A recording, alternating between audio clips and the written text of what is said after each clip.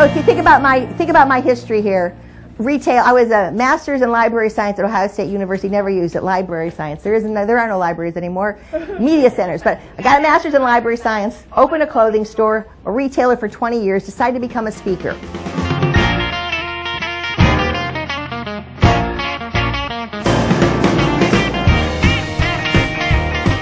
Made a huge brand switch. I thought that I would be successful right off the bat because I was a good talker. But it didn't work that way. Even though this looks easy, it's hard. You've got to hold an audience. There's so many things that you have to learn how to do. I had no idea. I thought you just got up here and started talking. So I joined an association.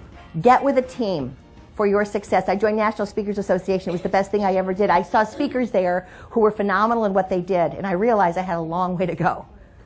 But I stuck with it because I think that success leaves clues.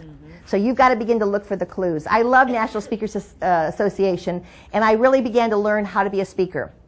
A young guy moves to Houston.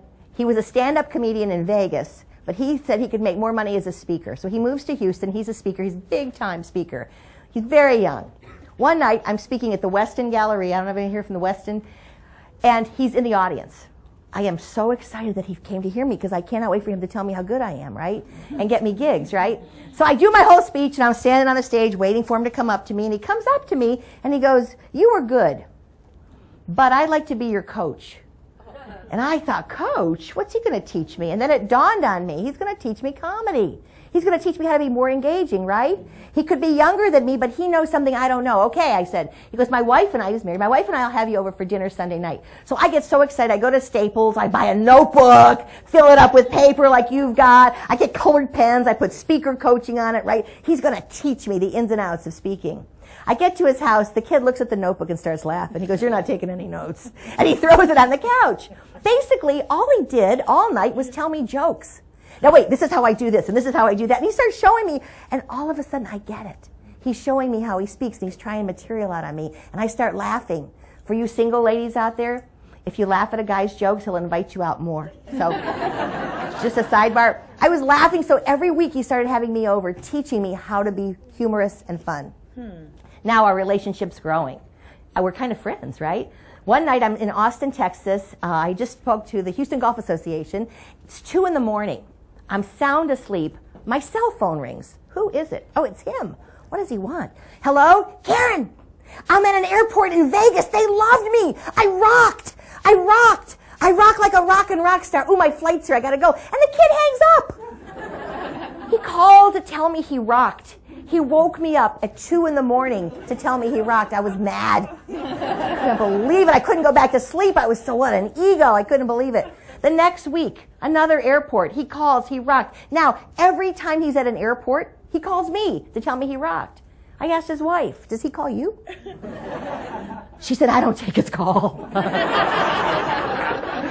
now I'm getting into it. I'm getting into it. I'm having fun with this kid. He's calling me. Now I answer like this. "Hey, man, did you rock?" "Yes, I rocked, and it's good." And then I wake up one day and I go, "I'm sick of him rocking. Right. I am not calling anybody. I am not rocking. What's wrong?" If you're not rocking, you got a week here. You look at yourself. Start to look at your attitude. Look at your personality. Begin to look at what it is that you value and make some changes. I made changes. I did more research. I really got into everybody. I started talking about you. It's not the Karen show, it's your show. And what experiences you have, and it worked. I'm in Minneapolis, Minnesota. I just did a group of hardware people. They are hard. I just did a group of hardware people. They loved me. They loved me. I couldn't wait. I couldn't wait to get to the airport to call. And I get to the airport. Oh, no. His number's not in my phone. Oh, there's my sister, Patty. I think I'll call her. She's a traditionalist. "Patty, I'm at an airport in Minneapolis, Minnesota. Patty, they love me. I rocked. I rocked. Patty, I rock like a rockin' rock star." And she goes, "Ooh, what's wrong with you? Have you been at the bar?" "That is gross. Don't do that." She hangs up on me. My sister hangs up on me. And then I got to thinking about it. Patty got scared. She thought I got all the rock. And there was no rock left for her, right? Some of you get scared when your friends get a promotion. Yeah, right. Look at her over here. Yeah. This is like her true story here. Truth or dare. We get scared because we think there's nothing left for us. they get a promotion, they get a raise, we're worried, what's left for me, right? And then your best friend gets married, well, you know she got the last good man, sorry, right? Here's what I want you to know. I want you to hang with people who rock. I want you to catch people when they're rocking and tell them. It'll make a difference. And I want you not to ever be afraid, because there's enough. There's enough success, there's enough money, and there certainly is enough rock for all of us. Thank you guys for having me. Thank you guys for having me. Woo! You rock!